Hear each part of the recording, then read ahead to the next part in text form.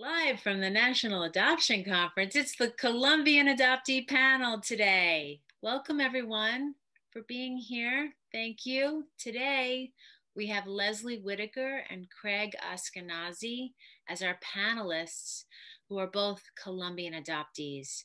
And they are here to share their stories, their wisdom, their guidance. If you are a fellow Colombian adoptee out there, you're going to learn a lot today about your own search, and even if you've been in your own reunion, and understanding the complications, the pain, the distance, the language barriers, and the lifelong search for self, and understanding there's so much complexities that I've learned in working with Craig and Leslie, how challenging it can be, especially if you're looking in another country like Colombia.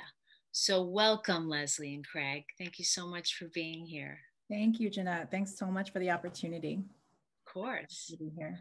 So let me give a little background of each of our panelists. And so Leslie Whittaker was born in Cali, Colombia in 1977. She was adopted at 5 months old, raised in New York City by Catholic parents, currently lives in Los Angeles with her husband and multicultural kids.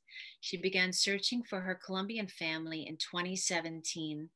Lovingly, she's reunited with her birth father and 3 brothers in 2018, and she's still searching for her maternal family. And Craig was born in Bogota, Colombia in 1977. He was adopted at 2 months old, raised in New Jersey by white Jewish parents. He currently resides in New Jersey with his wife and multicultural kids. He began searching for his Colombian family in 2018. He's happily reunited with his 8 paternal siblings just last month. Unfortunately, his father passed away years ago, and he's still searching for his maternal family. So the way we're going to run this panel today is we have 3 topics, main topics that we've developed, and then there are subtopics. So our first main topic will be discussing the extra complicated search and reunion piece. The second topic will be about growing up with a stigma, being a Colombian adoptee, and what that brings for them, and growing up differently than their families or their adoptive families. And then the third topic is ways they're proud to be Colombian. So let's begin. So the first topic has some subtopics. So with extra complicated search and reunions, we're going to start with the topic of corruption. Now, we do want to preface that this information can be shocking. It can be overwhelming to hear and scary to know. So we do want to preface that if you are going into your own search and reunion, we hope that you have a support group or system of support, whether it's fellow adoptees who are also Colombian. Do not go through this experience alone, because finding out this information can be shocking and scary. And Leslie and Craig will certainly talk to that more as we go along, but please get the support you need, because that's very, very important. And we are talking about developing a Colombian adoptee group at Celia Center. So keep your eyes open for that. So let's start with Craig. Please tell us about the corruption that you've learned in Colombia. Thanks again. So you brought up a good point when you first started. You said that some of this is painful, and in no way did any of our parents know that there was anything corrupt. And it's so sad to learn once I began searching that there was so much corruption. The corruption that we've obtained and researched seems to be a systemic corruption. So it's not really singled out in one particular town. It's basically all over Colombia. It's through Bogota, Cali, Cartagena, and Medellin. The corruption that we've been able to uncover or find is also linked in the documents that we've obtained, and they're from reputable sources such as the New York Times, the New York Daily News, and Vice News. Some of the corruption stories are just, it's really hard to believe. For example, many stories begin with a mom who, let's say, didn't have the means and was not very well, didn't have a good job or means, and she was in poverty. And what would happen is that she would go to a place and let them know about it. And then these people would kind of just say, well, you can leave your baby here for X amount of days or X amount of weeks, and then come back. And once you get yourself settled, then, you know, we give your baby back. But this seemed to be a systemic issue where there was these corrupt people, and they would steal the babies away from moms. And certainly not in all cases, but we found out that it covers a whole lot of people and covered the gamut of people. For example, they said it around 1977 that a baby would cost, let's say, $15,000 for an American family to adopt a baby. And if you equate that money in today's money in Colombia, it's about, I think it's about 6 times the salary for average salary in Colombia. So as you may suspect, there were certainly people taking advantage of this. And just to hear the numbers are staggering. According to one of the articles we looked into, there was about 1,000 babies adopted in the year 1977. So if you do the math, certain people definitely profited. There was lawyers mentioned that made $7 million in the early 1980s. And they were connected with doctors. They were connected with orphanages, of course. They were connected with notaries. And it was just a big ring of people affiliated with the government, because the government gave blessings to these orphanages. And once it got around that it was profitable, so many more people did this, because originally Latin American families would take care of themselves and take care of, let's say, an aunt or a young woman who had a baby. But once the 60s and 70s hit and people realized that there was good money to be made, unfortunately, it was too late. And a good quote in one of the newspapers mentioned that the industry of social services stopped being an industry of social services and became more of a business. And that's kind of, you know, sad to hear. Other stories, just for example, include Leslie and I know this gentleman. His mom, he was adopted, and his mom said that when she had the baby, the nurses and doctors said that the baby unfortunately died. And this was common practice. And what happened was that the baby was did not die, and was handed over to a lawyer. And the lawyer went ahead and had the baby adopted. In certain cases, the adoptee found their mom like 20, 30 years later. But you can imagine just the belief or unbelief that someone could say that their baby died, and 20 or 30 years later, you get a knock on your door, or through DNA, you realize that someone is alive. And Leslie and I know too many stories about this, and so much more. We've heard of a lot of fellow adoptees who had that experience, and they went looking. Obviously, that there was some fabricated story in their papers, and they found out the truth through DNA. Yeah, it's happened quite a few times. Painful, painful.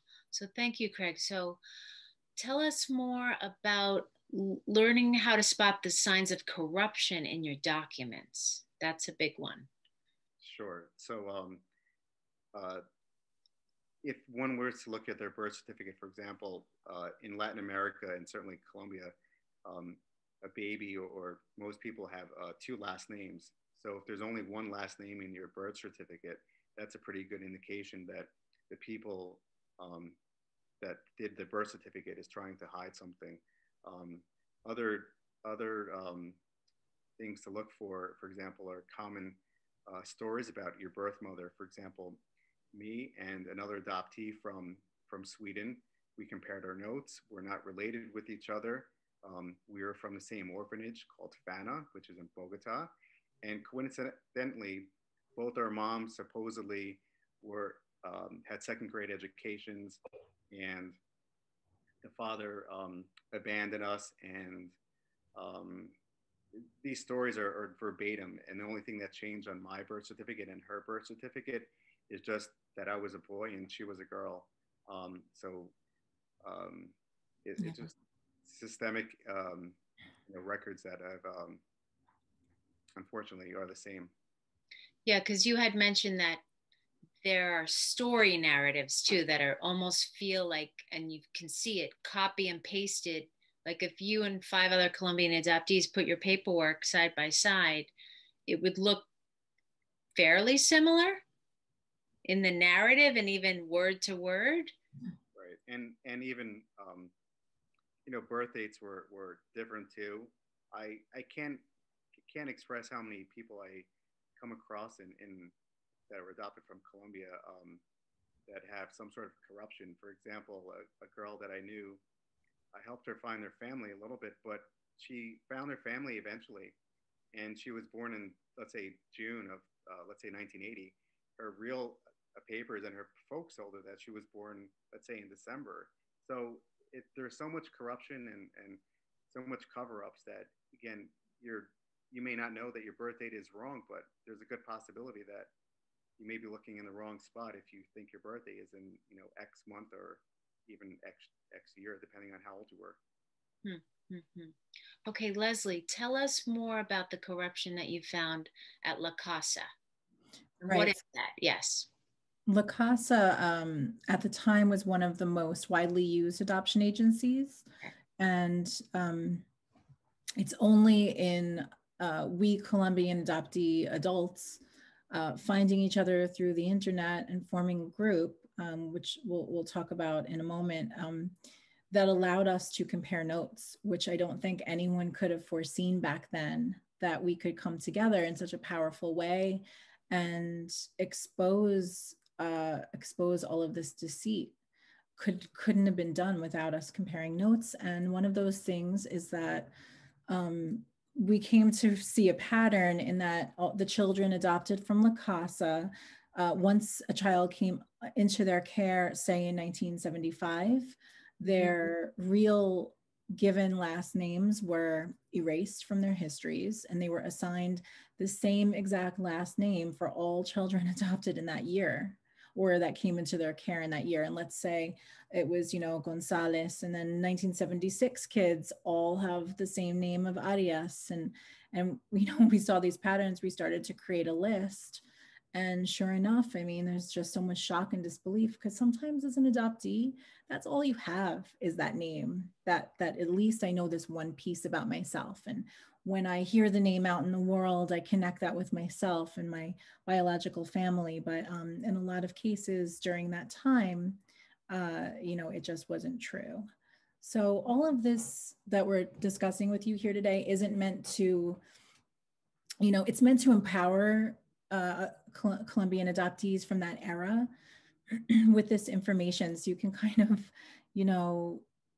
save all of the time and legwork that we've all endured for many years compiling this information, and kind of, get your support network together and pull out your documents and see what's what. And I'd also like to say that certainly not all adoptions from Colombia during this era were fraudulent.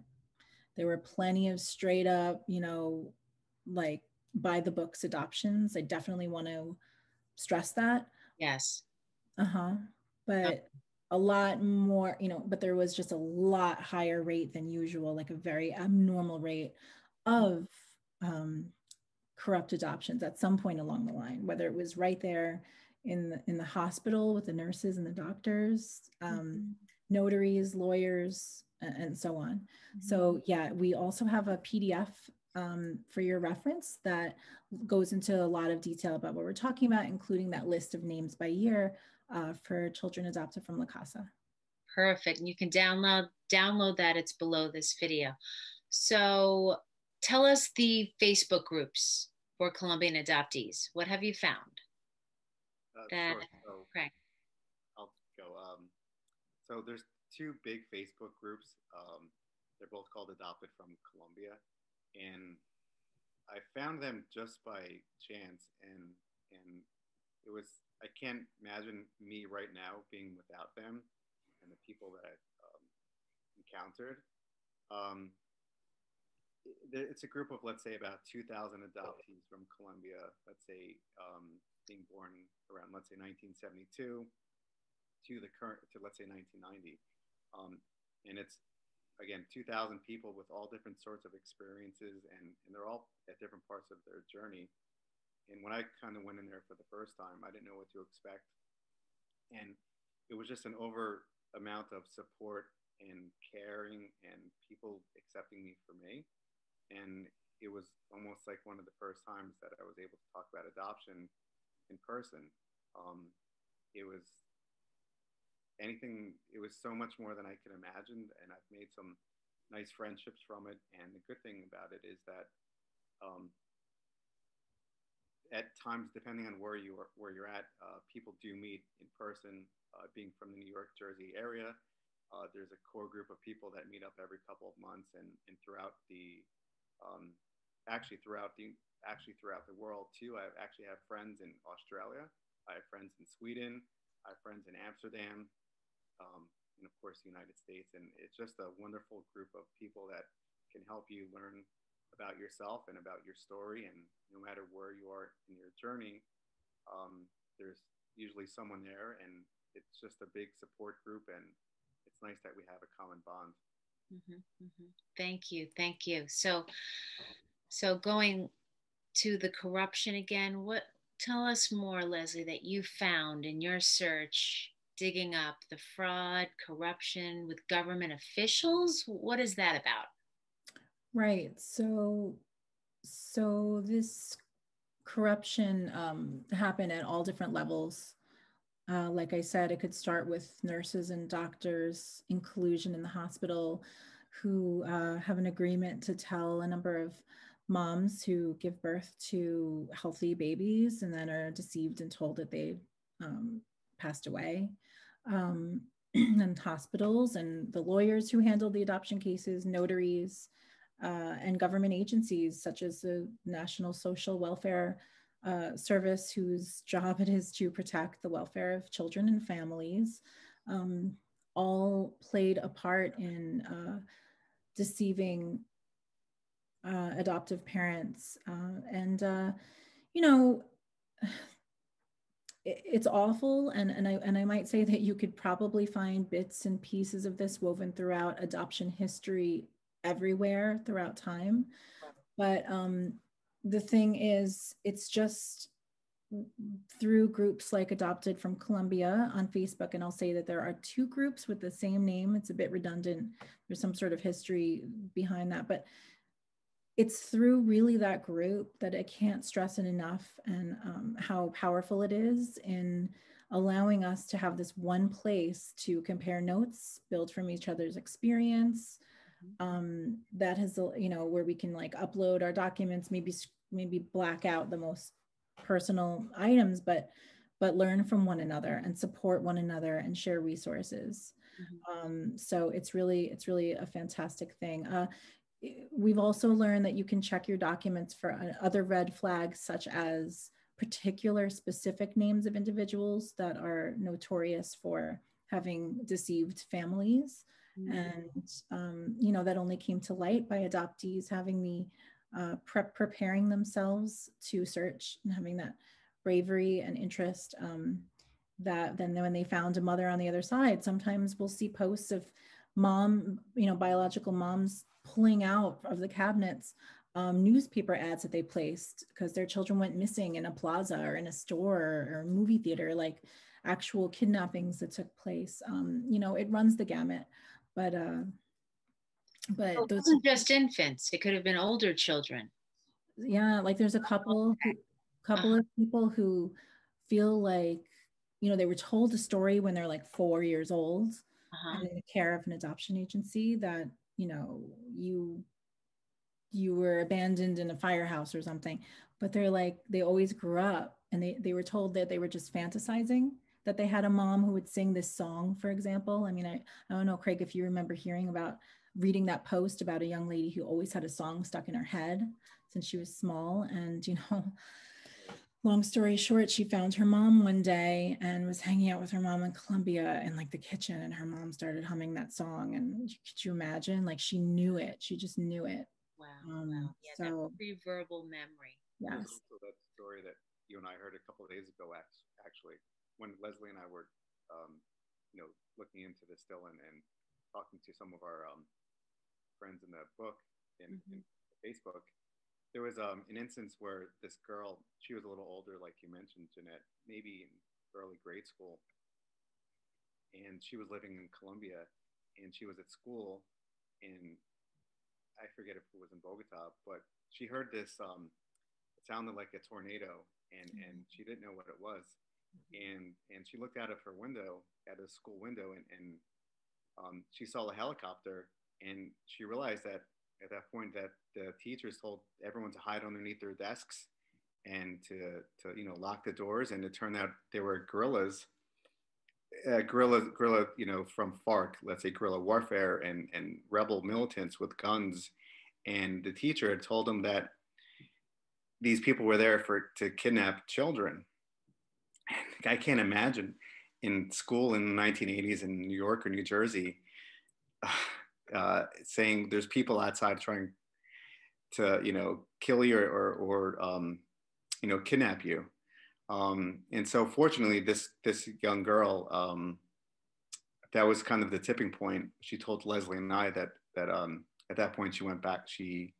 Her and her mom moved to America, but it runs through young children to young grade school children. Yeah. Scary stuff. So I know this is a difficult topic, so we're just giving information. It can feel very scary to now search, like you've said, Leslie, it can just stunt you and go, oh, do I really want to go any further? Well, let's continue, because we do have advice, information. These are just things to think about, and you have a group to go to and fellow adoptees who will be there for you. I mean, you become your own family, right? As adoptees, you adopt each other in this process, right? In a way, you do. Absolutely. That's such a good way to put it. I mean, Craig, had you ever randomly met other Colombian adoptees throughout your life? So I had a Colombian adoptee live down the street from me, and our families used to go away on vacation and go to grade school together, and Amazing. Go to our bar mitzvahs and bat mitzvahs. And the thing is, we never really spoke about adoption. It was never spoke about it, and my folks helped her folks, and way long ago, and we all knew that we were adopted. My sister, this family friend, and me, and we never spoke about it. It was just unspoken. Right. And did you grow up with any kids who were also Colombian adoptees, Leslie? I didn't. I don't think, maybe as an adult I met one or two, but the power of having a group like this, I would encourage more of them, or start your own, because even a kids group. Amazing. Pardon? Like a kids group. Oh yeah, sure. Right. To have those cultural mirrors, it's so powerful. It's so powerful. Speaking to the corruption, another example is in 1985 in the city of Armero in Colombia, there was a catastrophic volcanic explosion that devoured like literally 98% of the city. There were still thousands of survivors, and in the wake of that explosion, there was literally rivers of flowing lava and mudslides that physically separated families.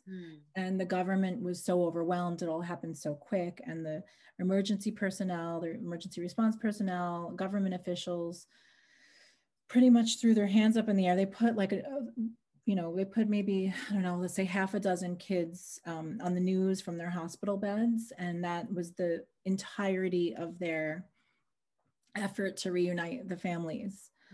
So there are a number of children whose histories were erased, and those children were placed for adoption, and their families, in fact, are looking for them. So if by some chance, I know it's very niche, but it's worth mentioning that if you know a Colombian adoptee who became available for adoption in 1985 or thereabouts, and was from the city of Armero or believe themselves to be, it's worth checking in with the Armero Armando Foundation to just share your information with them and get on his registry. It's a gentleman who took it upon himself to compile all of this documentation and help reunite families. Right now, there's over 600 parents looking for their biological children, and vice versa. I think it's a collection of 600 right now.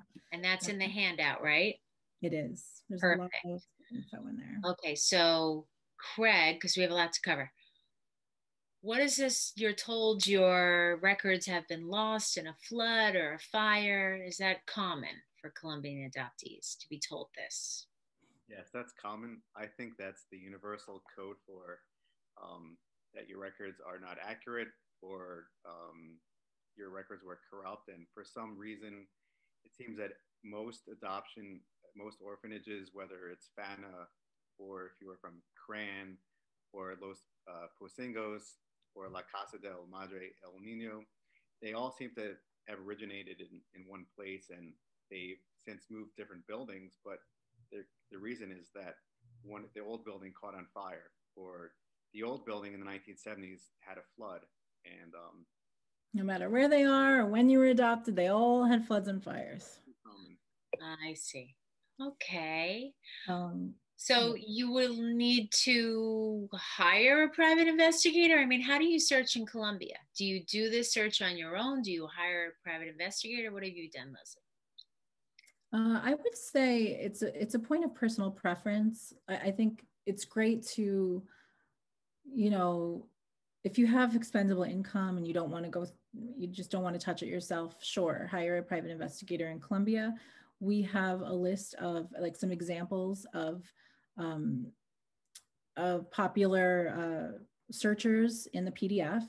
By no means is it an endorsement. Please do your due diligence and check it out for credibility, you know, by your own standards, but there are some names in there. Or you could, you know, sometimes people do have really good records with a citizen ID number of a birth parent in their birth certificate, and they can look it up in a database pretty easily and find the person 1, 2, 3, or do a DNA test and they're, you know, the parent is in there. You know, it's not too common, but it happens. Right. But hiring a private investigator can help, particularly given the language barrier and, you know, time zone differences and just navigating a whole system of another country.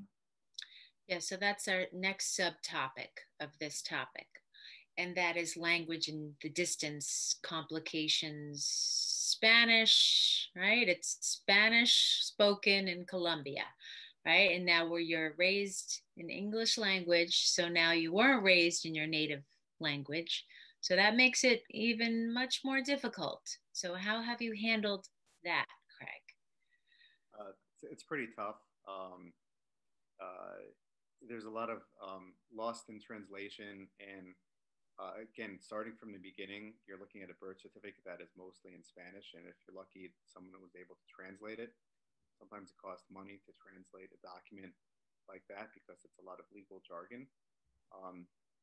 There's, for example, when you start doing DNA, if you know, you're able to contact someone, let's say a first cousin or a second cousin, the odds are that they speak Spanish too. So it kind of, each phase that you're at in your journey, unfortunately, you're going to have to find a way to learn how to speak Spanish or have a friend help you, or of course you can use Google Translate, which I do pretty often now, but it's still, you know, very hard to establish some sort of rapport. But, you know, I try to remain positive, and I try to, let's say, study a little bit each night.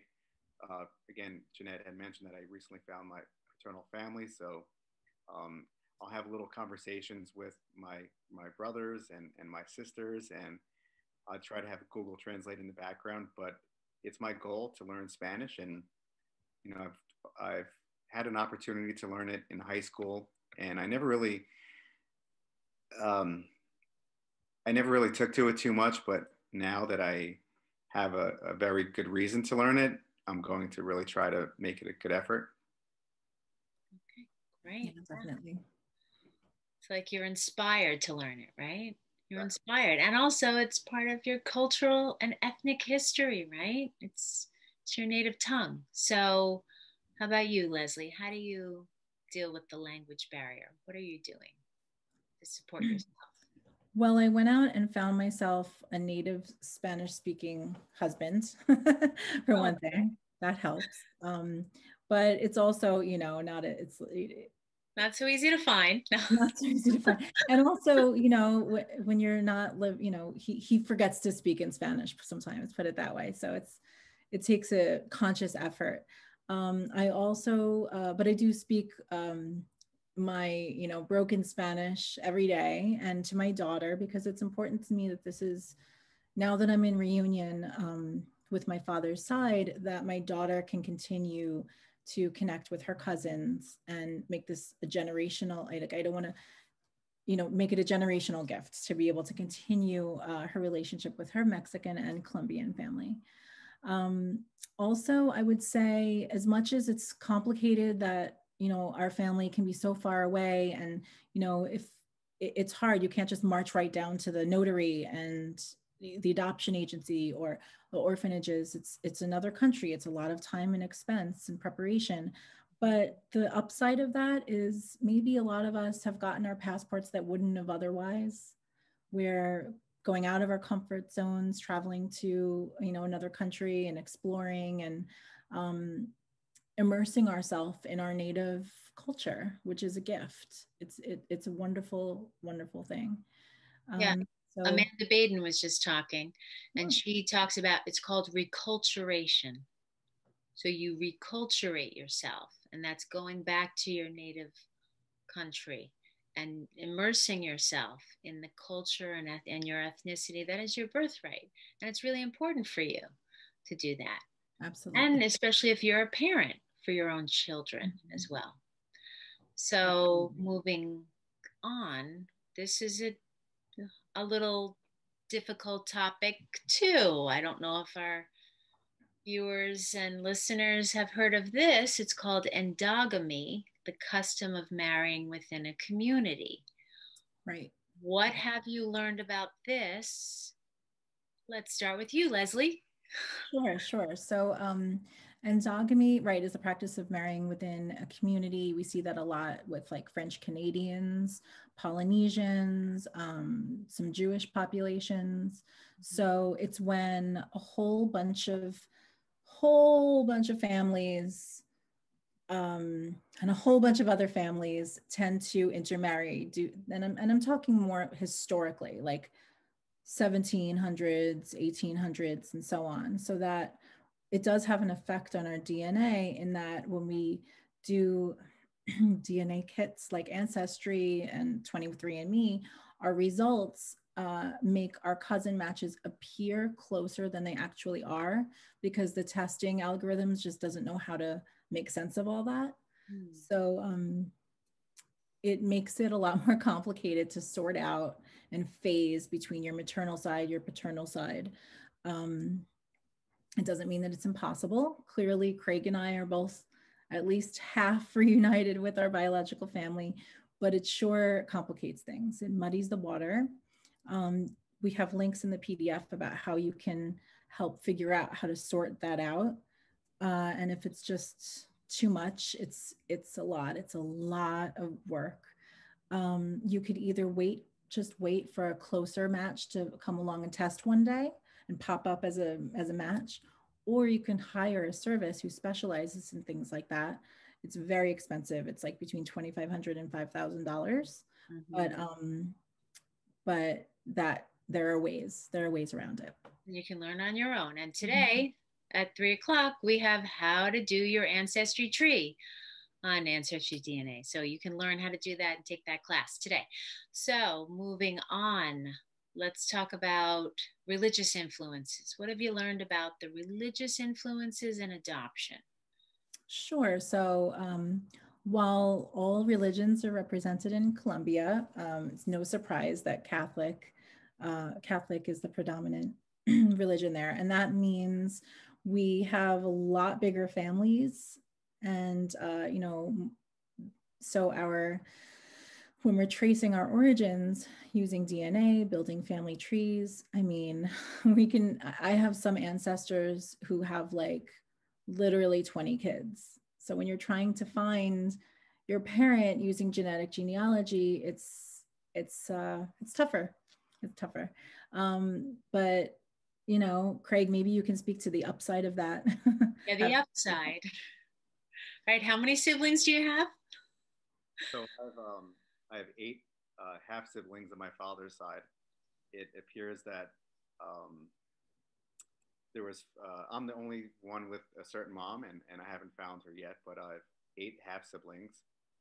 I have 9 aunts and uncles, and my grandparents had 30 grandchildren. So I have 23 first cousins. Oh my gosh, it's amazing. And I have, I think, about 15 nieces and nephews just on my father's side.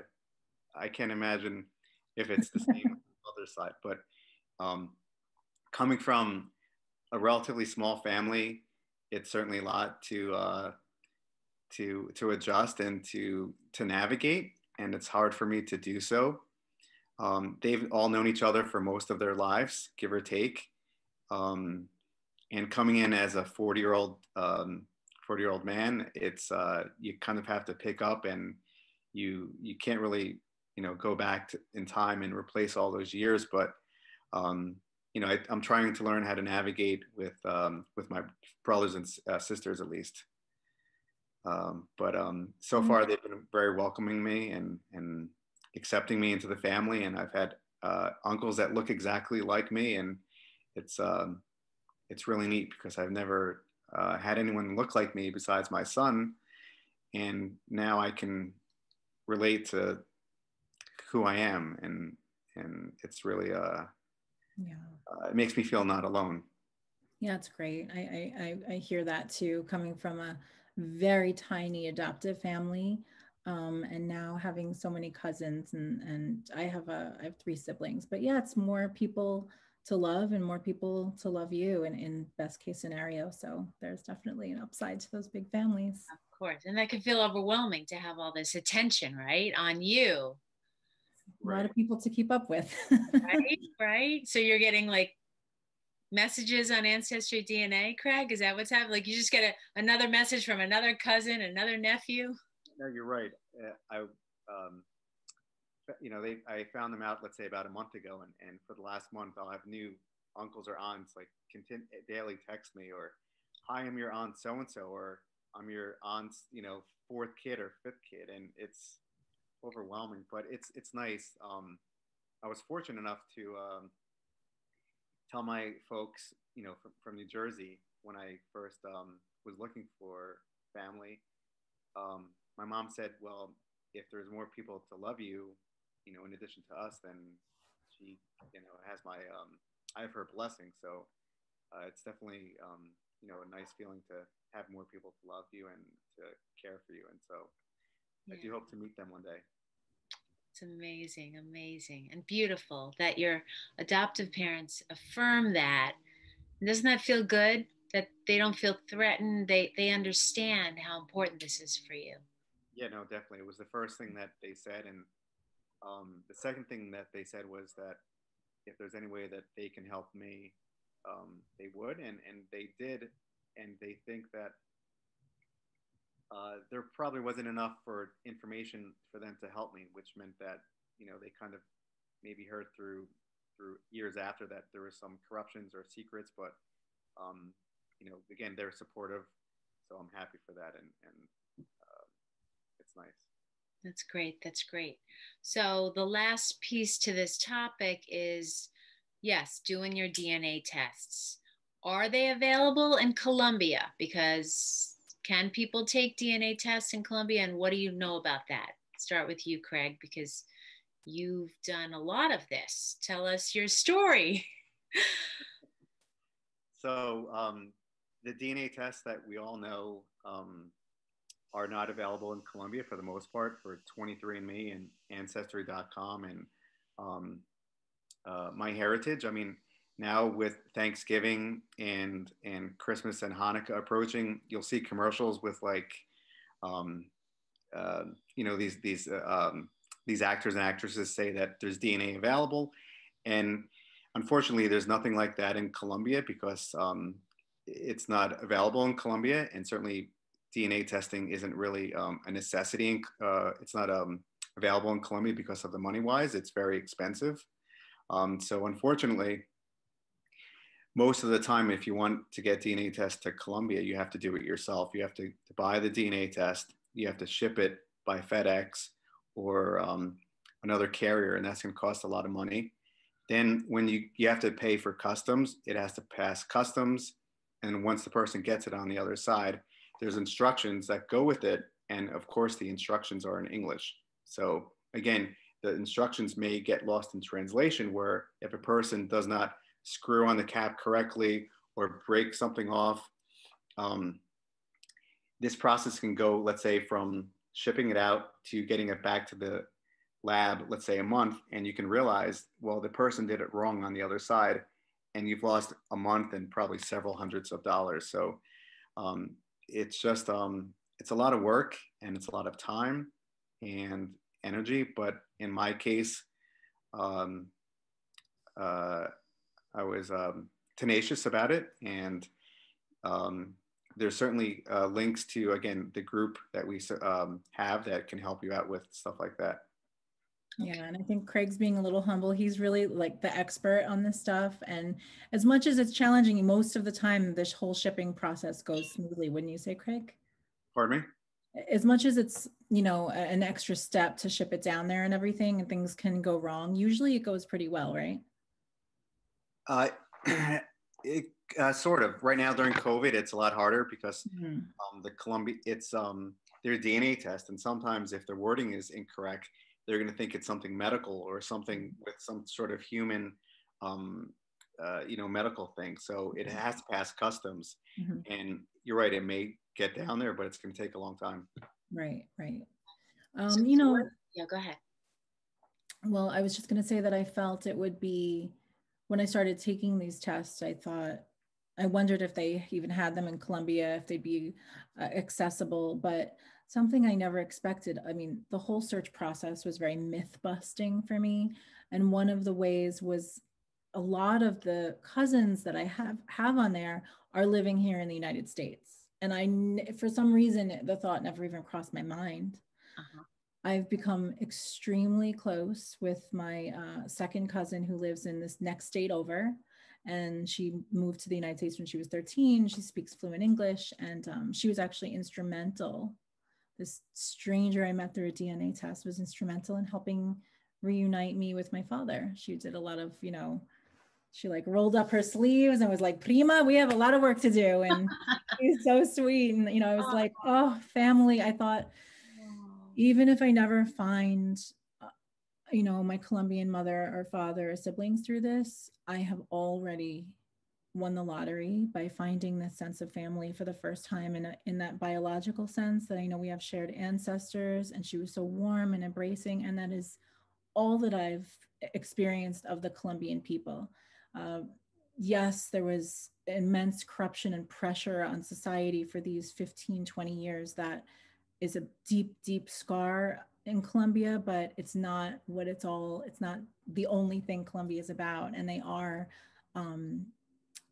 growing stronger and bouncing back and healthier in every way as time goes on. And there are some agencies that are doing healthy, legitimate adoptions. Absolutely. Not baby trafficking in any way. So this is not to say that Colombia is fully corrupted, but some parts of it, we know this history we're learning today. So just to be aware.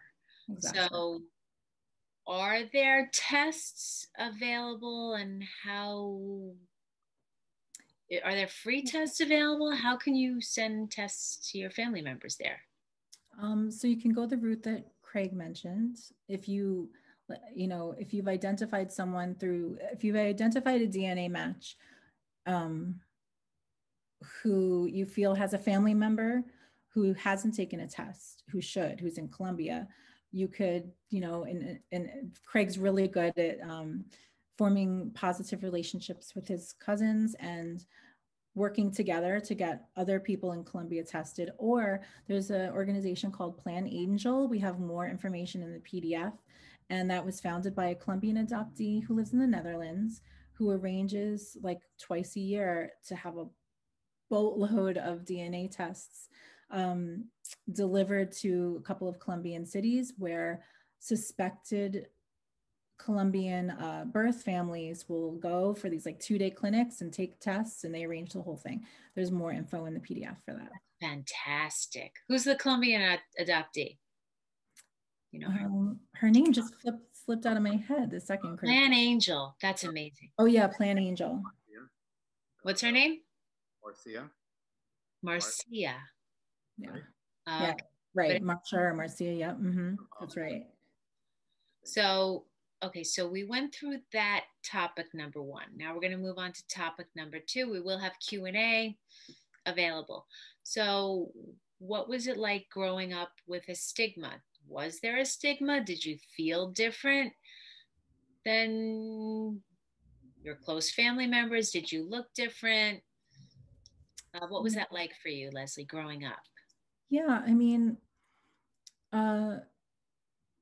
being Colombian, it's one of the Latin American countries where, well, there's there are a large Afro-Latino population there. There are folks who have a lot of indigenous Native American ancestry still intact. I mean, anywhere you come from in Latin America, what it means is there's the indigenous people, right? Native American Indians. I shouldn't say Indians. I hate, that's not the correct term.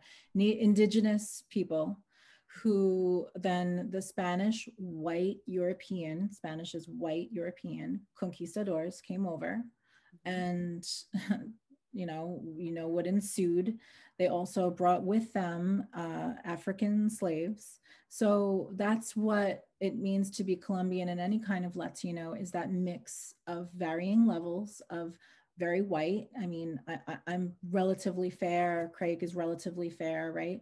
And indigenous and African and Jewish. I mean, this is what it is to be Latino and Colombian. So, you know, you have that thing where like, oh, you could pass for being white. I was raised white, so to speak. And it's that whole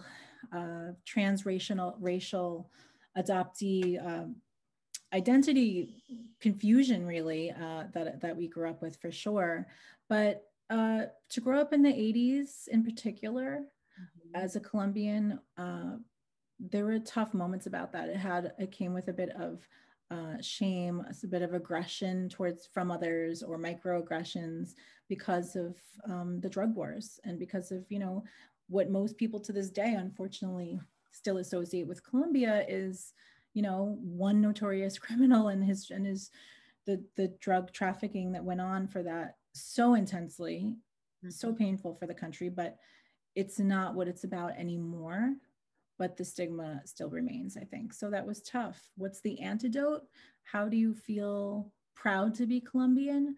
For me, it was like making a commitment to myself to research wonderful, you know, Colombians who made positive contributions to the world, people that can be cultural mirrors that I can aspire to. Of course, we have Colombians who have made amazing contributions to the world in all the disciplines: art, science, sports, anything you can think of. Nobel Award-winning author Gabriel Garcia Marquez, internationally renowned sculptor and painter Fernando Botero, and so many more. A couple of years ago, the winner of the Tour de France was Colombian. And I might add that my own father and my brothers are heroes for me, that are great sources of pride of being Colombian. You know, my they're very accomplished in the arts. There's one's a professional singer, a professional sculptor, an art historian, and they have really helped me to feel my pride being Colombian. Fantastic. And how about you, Craig? How did you grow up? Did you like say to your friends, like, I'm Colombian? Did you talk about it? Did you share that about yourself? Did you deny that about yourself? And as an adult, before you went on this search, how did you? Not too much like Leslie. You know, I can pass as quote on white, and I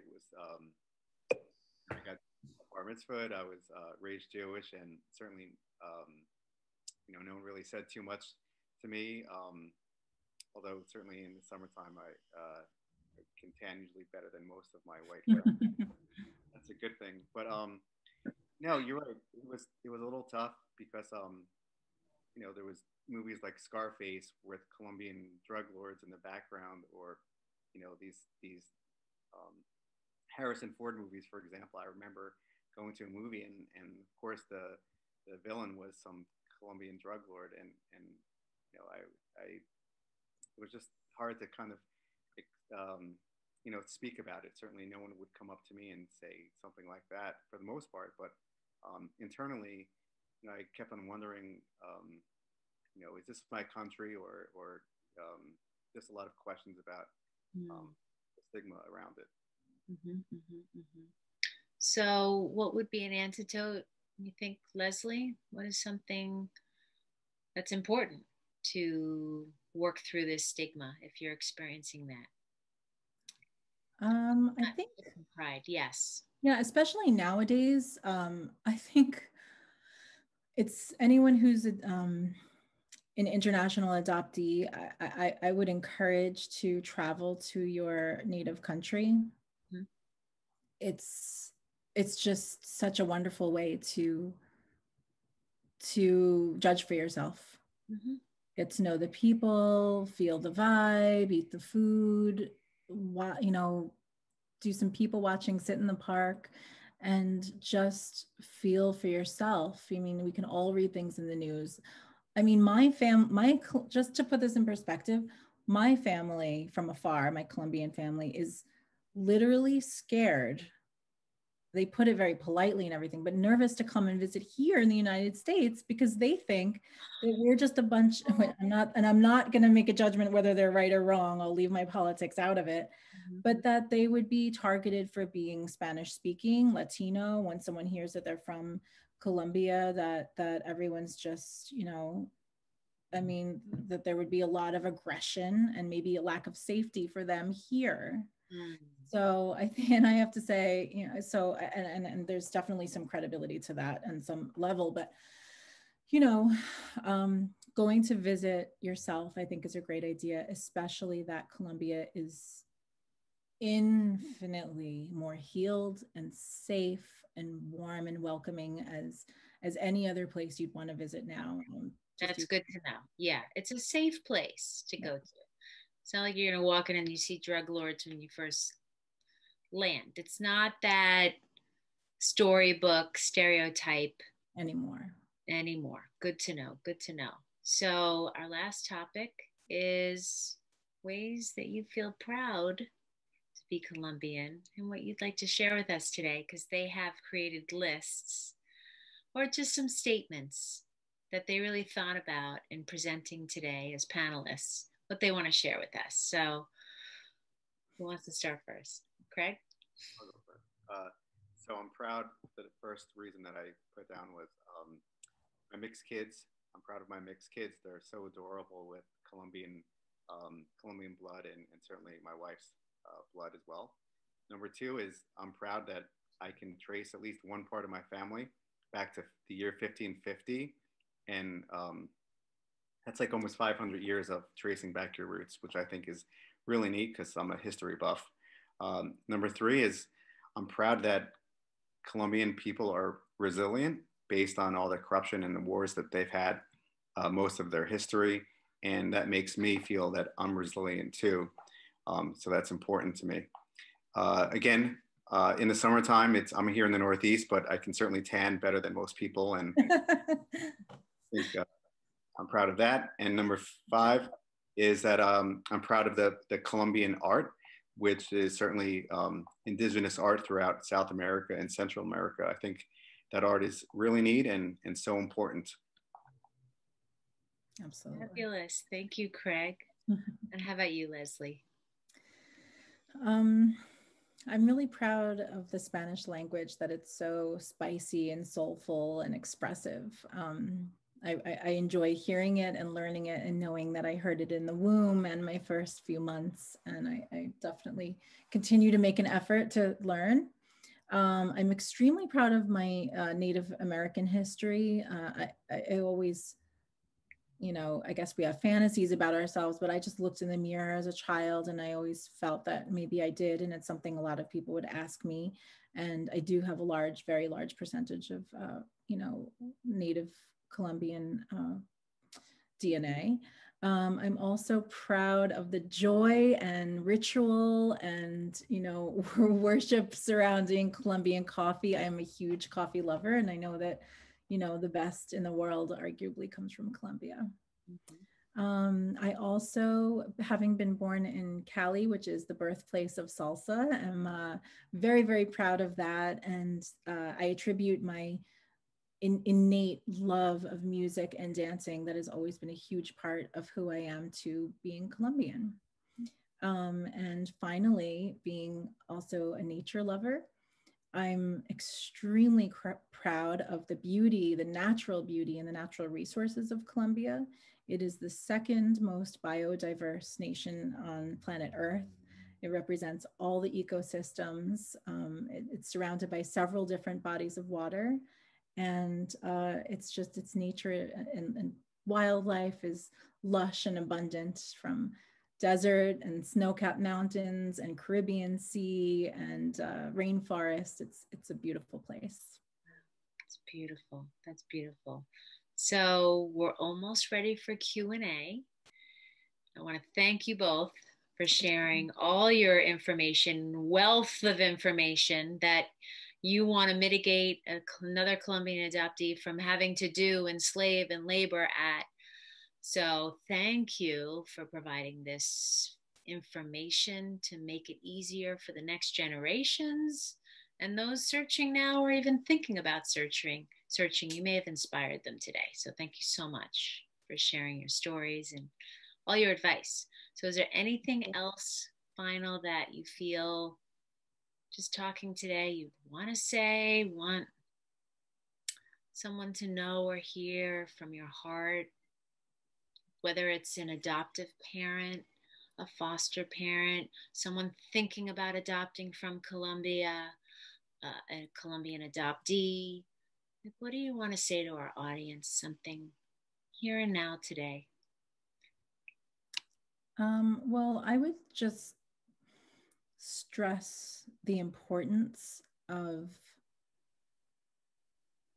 connecting with community, finding support before you launch into a search, regardless of where or when you're adopted from. This was really, really heavy for me, and continues to be. And I just can't imagine how I could have gotten through it. It almost seems like it would have been sort of unsafe to have gone it alone.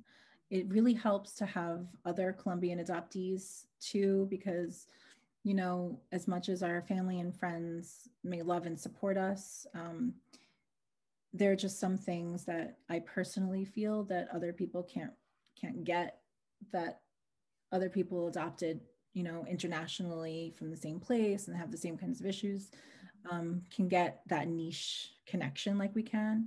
And having those mirrors around us and making great friendships is so invaluable. Does that look like when you're on the Facebook page, you're just saying, hi, I'm new here.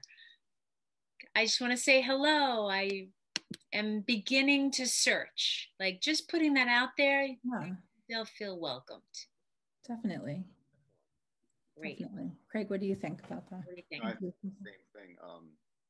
I think that going into this, you definitely need a lot of support and help, because it's not easy, and just taking the first step is difficult. I know a lot of people that maybe not haven't taken DNA test yet because they're afraid of what's going to happen. And if you want to learn more about yourself and you're comfortable and you have a great attitude about it, then I would encourage you to. But as long as, like Leslie said, you can't really go into this too alone, because there's certainly a lot of feelings that you may have never felt before, and things that you've never may have explored before. So it's really good to have support from other people besides your family. And secondly, for those of you that have done DNA, I would encourage you not to give up hope, because there are some people that have searched their families for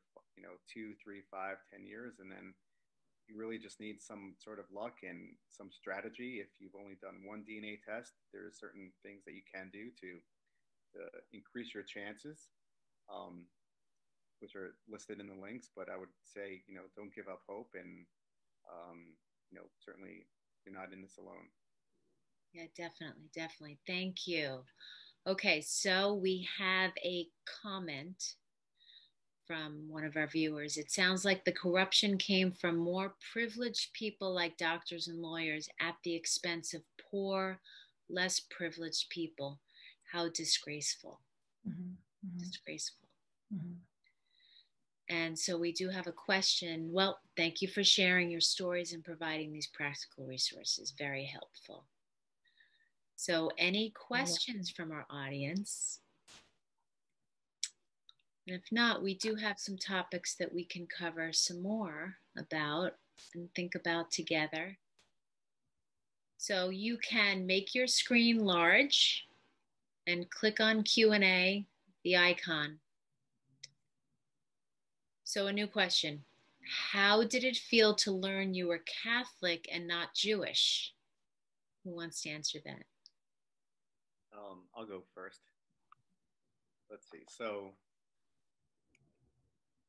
Colombia is a predominantly Catholic country, so there was a very good chance that I was born Catholic. And the fact that I was born Catholic and grew up Jewish, and now, I can associate and say my origin was definitely Catholic. It just gives me a sense of, again, just kind of relating to other people and being able to being open with different religions. And fortunately, they're okay with me being Jewish. And I think it's all just part of, people getting along and not fighting about religion, and they're accepting of me. And so I think it's really amazing on their part, not just mine, that they're accepting that, I did start off Catholic and I grew up Jewish, and you know what, they're pretty interested in what I have to say about being Jewish, because there's not too many Jewish people in Colombia. So, they'll ask me about, have I ever been to Israel, or things like that. And I'll send them pictures of me with a yarmulke on, or things like that. And they're just so fascinated by it. And again, I'm just so lucky that I found people that, are welcoming me and accepting me for who I am. It's nice. Anything you want to add to that, Leslie? Being raised Jewish, finding out you're born Catholic? I guess I always just assumed and was told that it was a mainly Catholic society. So it's not much of a surprise. Actually, the surprise is that this whole process for me, as I used the term before, has been myth busting, because I had a ton of preconceived notions that were handed to me from my adoptive parents with no ill intention, and also the media, and just, anecdotally of like, this is what it's like to be from a third world country. This is what it's like in Colombia. And probably, you come from parents of no means, and it's strict Catholic society. True. But in reality, when I set out to search, like most adoptees, I did have my Colombian mother in mind. Meanwhile, 0 for 0 on like finding her, but I found my paternal side. Total shock. And I didn't realize it, but that was exactly what I needed. If, you know, he also is completely non-religious. My brother's completely not religious at all. I mean, they respect it, and you know, there was like a little bit of that in their upbringing for sure, but they're just more free spirits and not religious. So that was surprising to me because I expected on the other end of a search, if I were to find them, that they would be very strict Catholics, and they're not. So that was a bit of a surprise. Yeah. So we do have, thank you for sharing your stories and providing such practical information. Thank you. You're so welcome. Thank you for watching, everyone. So, question, did you find that your families of origin were receptive to reunion for the most part? Are you finding they're receptive? There's no pushback, there's no resistance, they're embracing of you? I mean, have you hit any walls? Are you finding that most of your families of origin are receptive? Who wants to speak to that? Craig, you want to go ahead? Sure. So I found my father's side, and they pretty much are receptive. I've again have a big family, and for the most part, they're all receptive and welcoming me, and they want me to come to Colombia. And so the answer certainly would be yes. Although on the other side, Leslie and I have known some people in our groups where let's say, people have found their father or their, let's say, immediate family, and they may not have been so receptive. So again, it's a big chance to take, and you know, you have to certainly be open to some different answers and responses. But again, I feel blessed and lucky that my father's family accepted me, and they want me to come there soon. So nice. What about your experience? Yeah. Yeah. You know, I agree that there's a lot of fear holding back adoptees from wanting to search, and it's understandable. I still have it myself in that I'm still searching for my mother's side, but I couldn't have imagined a better scenario. It's really a dream come true what I found with my dad and my brothers, and that's another great myth busting point. Is like, it turns out my dad, he was living in Europe, and he went back to Cali, the city that I was born in, as he did frequently to visit family. I was about 20 years old, meanwhile in the US. And my dad was home for a visit, and he was walking down the street, and a woman came up to him on the street and was like, excuse me, do you by any chance remember me? Do you recognize me? And he's like, I'm so sorry, I don't. And she's like, well, 20 years ago, ...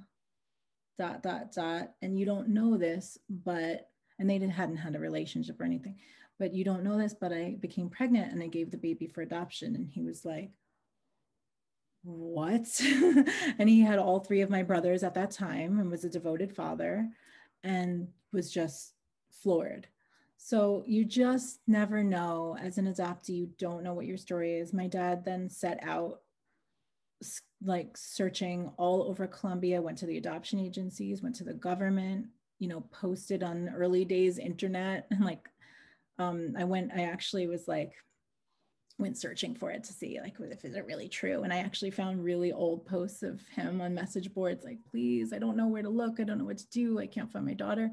You never know what your story is. And I do feel really relieved that mine has been such a positive experience. I'm very much embraced by my family, and I love them so much. And I'm prepared. For me, knowing the truth, you know I could find my mother tomorrow and she might close the door to me. And I at least have done the work to prepare to know that that would be coming from a place of severe trauma on her part. Excuse me, on her part, that might, and make it like a coping mechanism from a very young age of not being able, you know, that to embrace me. That doesn't have anything to do with me. Now, I'm not saying it wouldn't hurt, but knowing the truth, wanting to live with the truth is the most important thing for me. So I encourage it. And as you told us earlier, she may not even know about you, which can be traumatic to learn that she lost you, but she didn't lose you. I mean, a miracle. Yeah, you just never know. So both exhibit speakers are amazing. Their ability to practice acceptance and be willing to learn their history and culture. One of our viewers said to both of you. Oh, thank you. Amazing panelists. Thank you. And okay, I've been to Colombia several times in the last 7 years. It's a beautiful country, like you said, and I have found it to be very safe.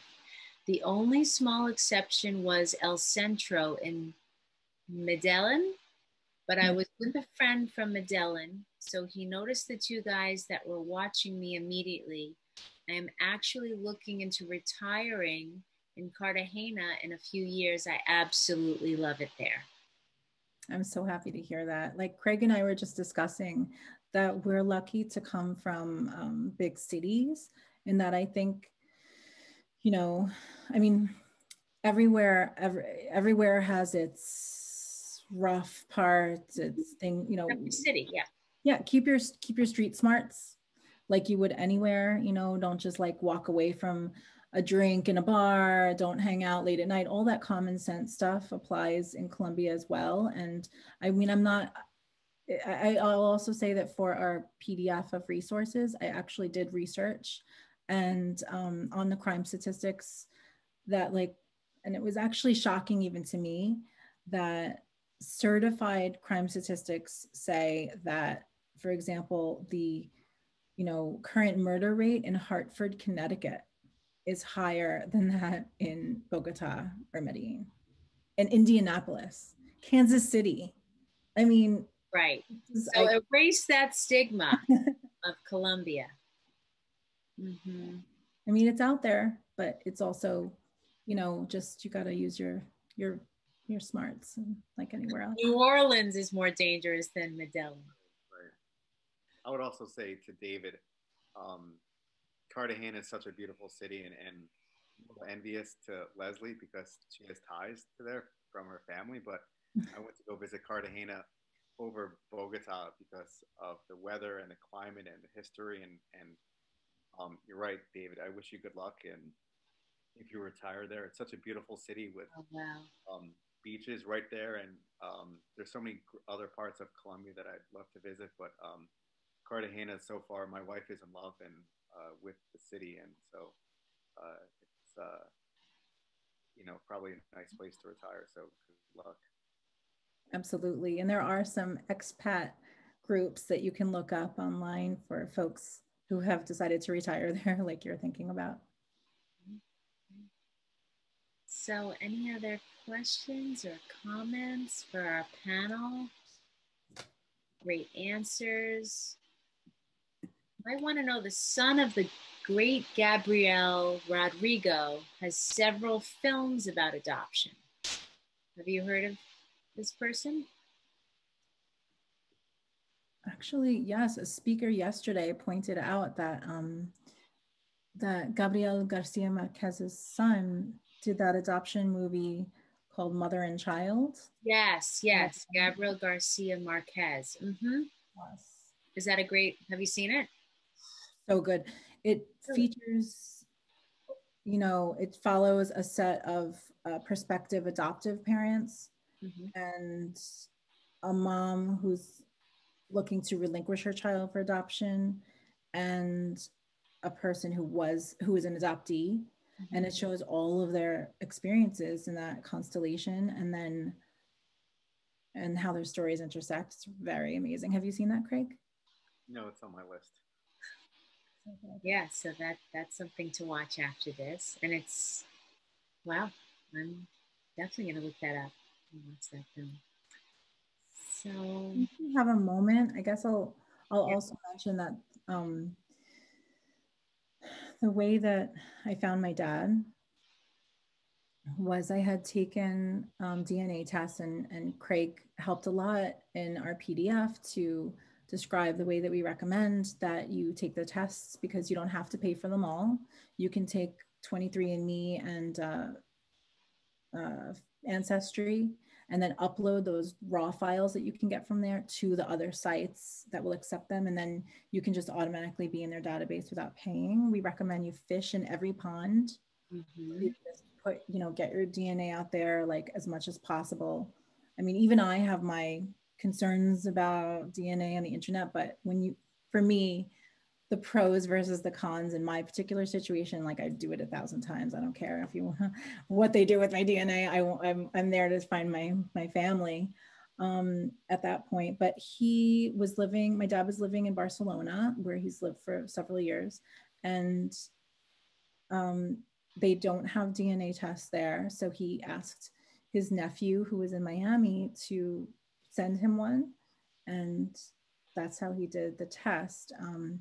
At the same time, he didn't know this, but my cousin, who I had found through the DNA test, she and I were building a family tree. We'd work on it all the time for hours and hours every week. And she would like add new branches to the tree, and I'd look up historical documents, and we'd build out the tree until one day she added a woman. If we found pictures and stuff, we'd put them in there, and she added like a new picture, and I looked at it. And there are hundreds of pictures in my tree at that point. Hundreds. And when I saw this one, I just stopped. It's like time froze. I looked at the screen and I said, I think that's my grandmother. I don't know why. She literally doesn't even look like me very much. Like I asked my son, my husband, do you think she looks like me? Not really. I'm like, me either, but I think she's my grandmother. It was so wild. Yeah. Her name was Dolores, but this was actually a photo from an obituary. And it said that, but she went through her life known as Lola. And that is my nickname with my husband and close friends, like call me Lola. I had a little catering business that I called Lola Bites. Like my Starbucks name is Lola, you know what I mean? When I put my name down in a restaurant, it's Lola. So that was my grandma's name, as it turns out. Okay, like spoiler alert. But she mentioned, when you're searching, obituaries can be wonderful in that it names a lot of family members. It can be very useful. So I went and looked at her kids and stuff. And Olga and I, my cousin, who were searching together, just based on intuition alone, no science, we knew we could be related through mother or father, but we believed it was through my father. When I saw a picture of my dad,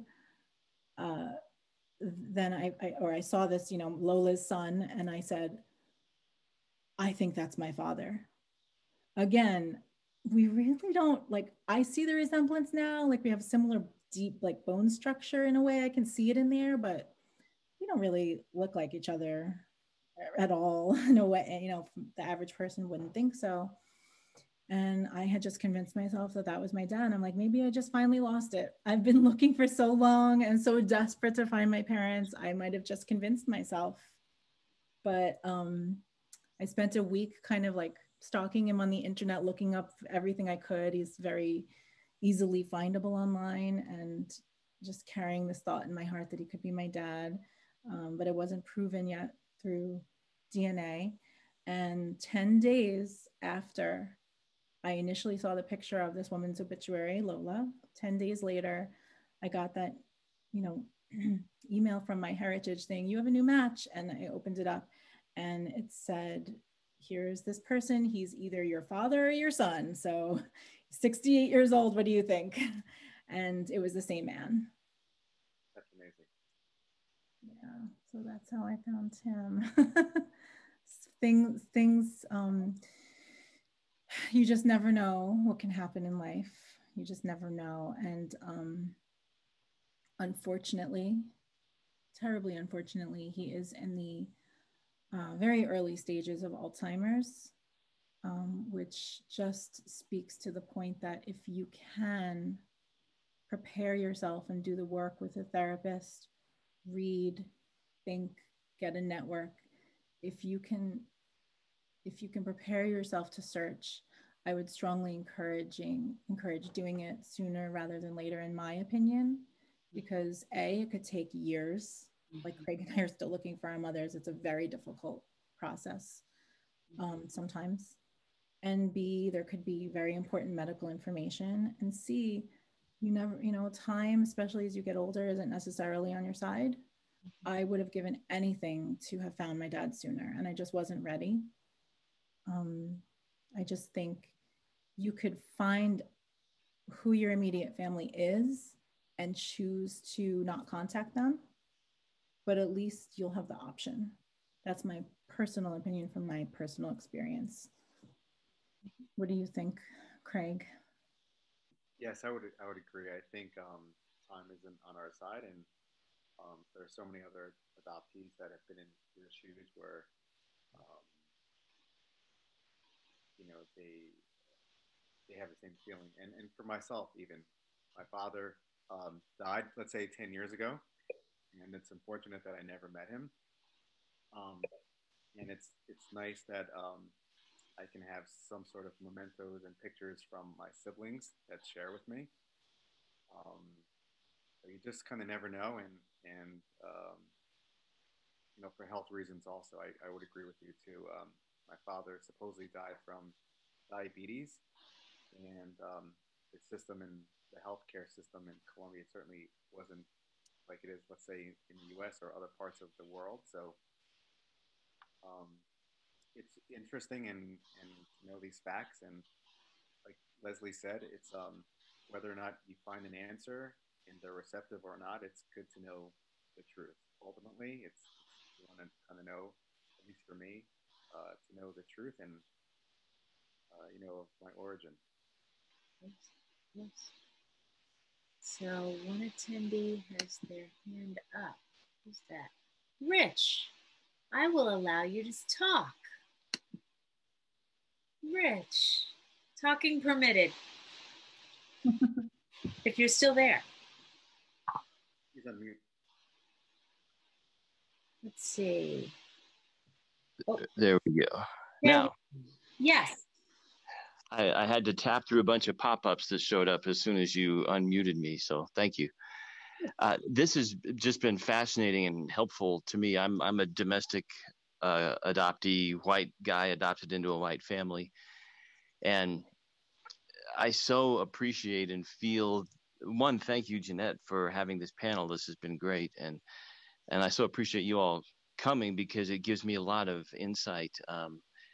It seems like there's a really unique level of support that international and transracial adoptees gain from being with people who have that similar history.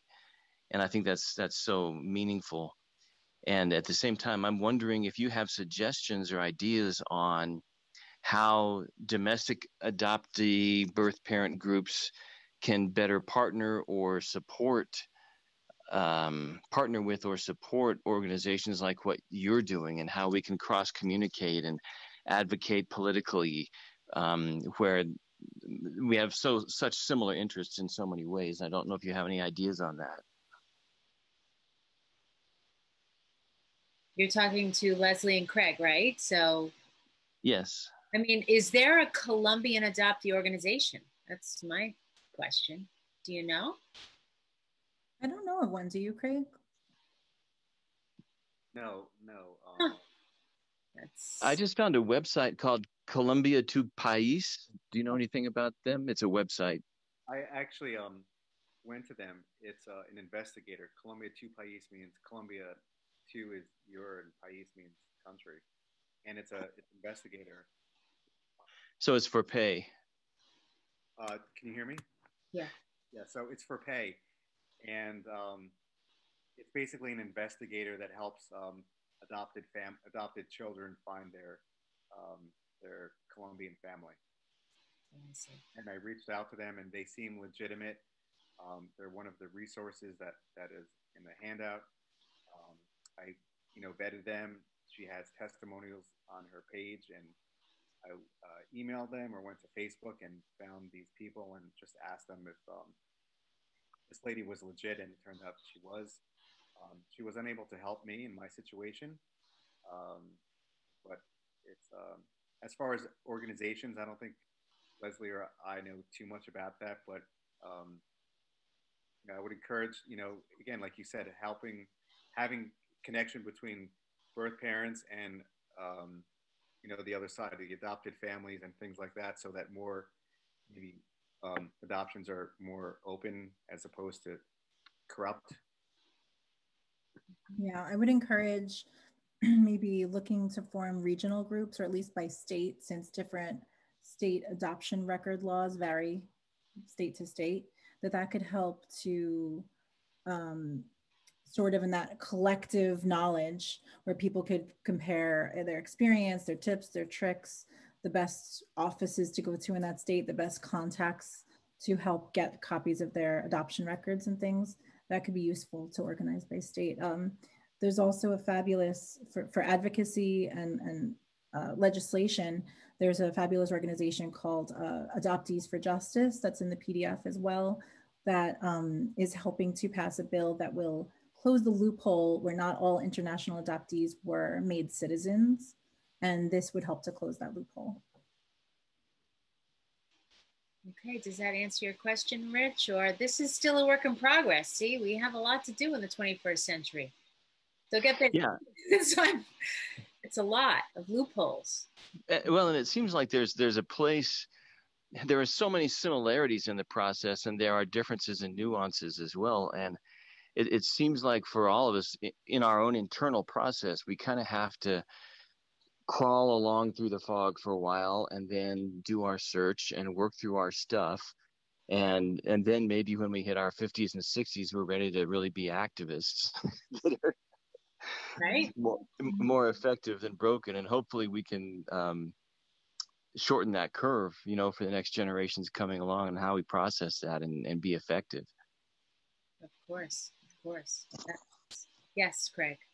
Oh, well put, Rich. I think you're right. I think for my own situation, this is the first time I've spoken about this, but certainly something like maybe like advocacy comes next as I get to know more about this, and I speak to people like yourself, and Leslie is involved politically to help change certain laws. But you're absolutely right, Rich. Yeah, there's a lot of power in us coming together and working together for sure.